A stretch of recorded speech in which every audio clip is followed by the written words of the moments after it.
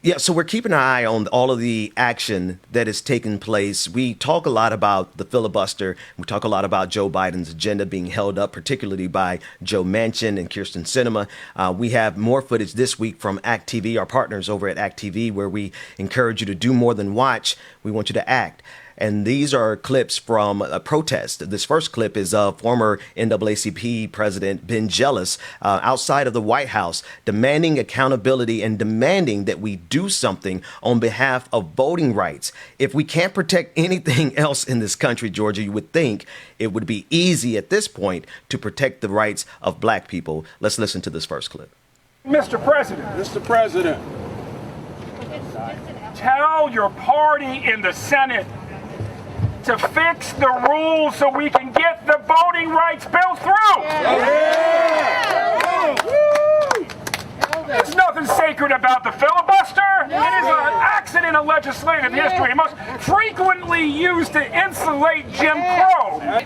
We have created carve-outs to the filibuster to fix roads and bridges. Joe Biden can call on the Senate to create a carve-out to the filibuster or just get rid of it.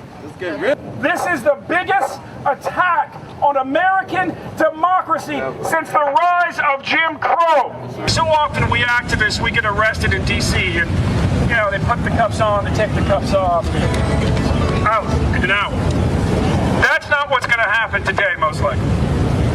We're being told this is a more serious infraction. We will be processed differently, and we will likely be there overnight. I know them as friends. I've known Kamala for a third of my life. I've known Joe almost as long.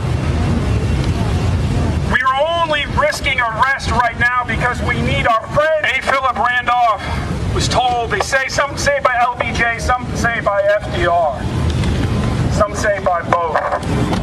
I agree with everything you say, now go make me do it. And this is where we are right now. Saying to the President of the United States, saying to the Vice President of the United States, stand up, have courage, tell the Senate to remove the filibuster as an obstacle and secure our voting rights. Now, Georgia, these protests are taking place all across the country. And again, that was Ben Jelous, former president of the NAACP, but also now with People for the American Way. That's the organization that organized that particular protest. And I want to play the second clip from Cliff Albright. He is also a friend of the show and co-founder of Black Voters Matter. And again, this footage was provided to us by our partners at act.tv. Listen to the plea. Because we're not asking for reparations here, Georgia. We're not asking even for, while we are asking for justice reform, we're at the point where we can't even get our votes guaranteed. Listen to Cliff Albright as he explains it.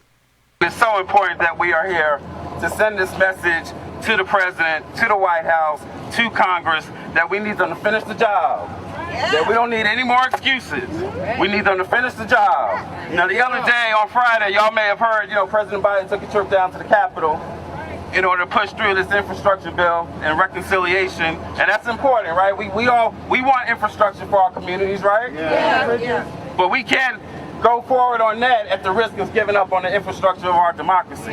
We can't have him out there talking about, he said it doesn't matter how long it takes, it doesn't matter if it takes 6 minutes or 6 days, right? Y'all heard him say that. But as long as you got voting rights on hold, then it does matter how long it takes for you to pass infrastructure.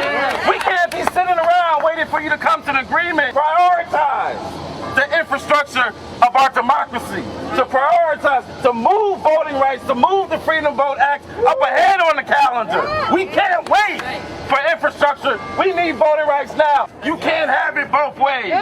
You can't on the one hand say that voting rights is sacred, but then in the next sentence out your mouth, you're worshiping at the altar of the filibuster. You can't have it both ways. You got to pick a side, President Biden. That's what we're demanding today. Pick a side. Finish the job. End the filibuster. Pass our voting rights. And we need you to do it right now. And I'm here to say that I and these other folks that are standing next to me, we've counted the cost. We've counted the cost on both sides, what the cost is of getting arrested, but also what is the cost if we don't take a stand? What is the cost in terms of not having voting rights and not being able to move forward on the issue. Now, one last detail, Georgia, is that normally these arrests are, in a way, symbolic. But this time it was different because of the proximity to the White House and the increased security, particularly because of January 6th. They were actually held overnight, and they were told that this is a little bit different than all the other times before because we're in a heightened state of security. And so we're going to stay in touch with Cliff Albright and everyone who was involved with that to make sure that they are okay as they continue to stand and speak truth to power. You know, and we think about accountability. Who was held accountable in this situation, and for what? In this situation, you have individuals who are saying we deserve the right to vote. Our voting rights should be protected, standing on the shoulders of John Lewis. Yet and still, they're held accountable at what standard and at what cost? Right. And so for this, you know, to juxtapose this with the other two situations that we've discussed this morning, it's interesting because here, you know, what law was really violated? You know, do these people not have the protection under the First Amendment to protest? This looked like a peaceful protest to me. There was no property that was damaged. They weren't violent. They weren't even aggressive. They were expressing themselves. And so what violation did they have? Did they violate some code 100 times like the corporation did earlier? Yet and still they're held, and I'm going to do air quotes, accountable for their actions. Right. And then also, and Dwayne, I don't know if you have any B-roll of January 6th, but let's be real now. How many actual arrests took place on January 6th versus what had to take place later, right? Look at how far those protesters were able to get with their outrage and with what they were fighting for. These folks are Cliff and the rest of the.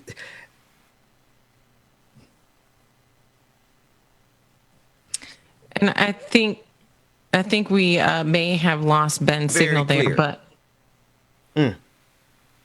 And maybe I think he's coming back in. But, you know, when you think about these individuals being arrested after protesting, demanding the rights for voting rights, something that feels like we have backslidden. We made so much progress, 30, 40, 50 years ago.